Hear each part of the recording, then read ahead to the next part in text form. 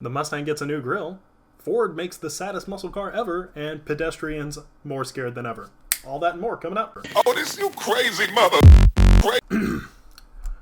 So some new images leaked out today from Mustang6G.com, and it looks like the much anticipated facelift of the Mustang is going to make owners very sad. Because it looks really sad. I'll pop the images up. I'm not really sure what Ford's going for here. Personally speaking, I'm not a big fan of this, and to be clear, these are yet unconfirmed renderings and videos, but there's a video of the car driving under its own power, so it's pretty well set in stone. This is what the facelift of Mustang is going to look like, and that's going to come with a few things, chief of which is the lack of a V6 option, and that's not really a hot take anymore, but seems like it's going to be happening. Ford doesn't need that cheap entry-level option anymore. They'll probably drop the base price of the EcoBoost just a hair to make up for it, and people are just going to deal with the 4 cylinders. And it's a good engine, great for tuning. You know, no one's going to be mad that that's the direction they're going. And after that, we'll probably see a high horsepower model. What's a little bit confusing here, to me at least, is the headlight arrangement. The grille I can kind of understand. It looks a little bit more angular, a little bit more aggressive. But the headlights kind of resemble a facelifted 5th generation Camaro and a Miata to me, the new MX-5. I don't really understand what's going on. The under eyelid thing they got going on here. Whatever the case is, I think the current generation Mustang is a very pretty car in all of its trim levels, and the yellow one that's in this video in particular kind of lacks any cohesiveness. I mean, you know, the front end kind of droops down a little bit more, almost like the new Charger, but the Charger seems to just work a little bit better to me. And what's even more confusing is it looks like this in GT trim, no less.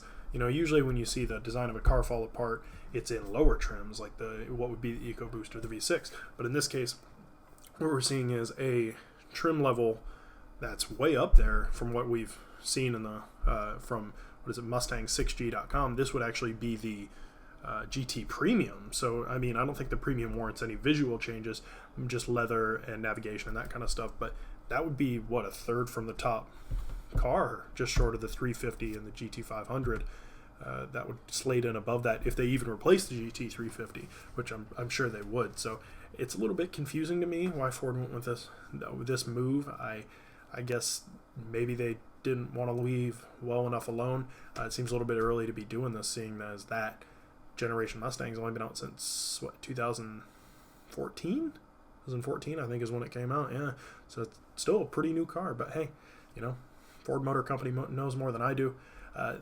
The only thing I can think of as to why they'd make this like receding nose is pedestrian laws. Maybe the nose on the current generation Mustang just sits a little bit too high for current pedestrian laws, but it remains to be seen. Other than that, car looks pretty good. It's got some new scalloped intakes right in front of the front wheel that look pretty nice. The taillights are a little bit more, explain it, like it's like a half hexagon shape instead of like a slabbed bar in the back. Still that same kind of like 3-bar setup, but if you were to look at it from a cross section, it looks almost like a half hexagon.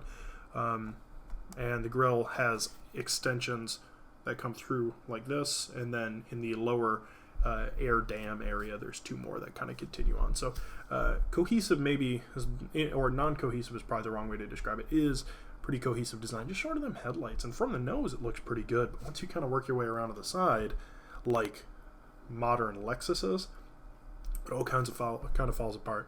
So we'll see what Ford says in the coming months. I think we should expect to hear something in New York in April, just like we're waiting on the new Challenger Demon. But this is supposed to be a 2018 model year car, so we're right around the corner from those cars rolling out. So I would expect to hear something back in April. Well, guys, well, another short one here, but I guess that's what we're gunning for, is these sharp, sweet news stories. If you guys like what you see, like, comment, subscribe. Make sure you visit us on Instagram and Facebook. Instagram is ClutchKickHD, and Facebook is ClutchKick Media Group. It was a pleasure, and I will catch you guys in the next one. Peace.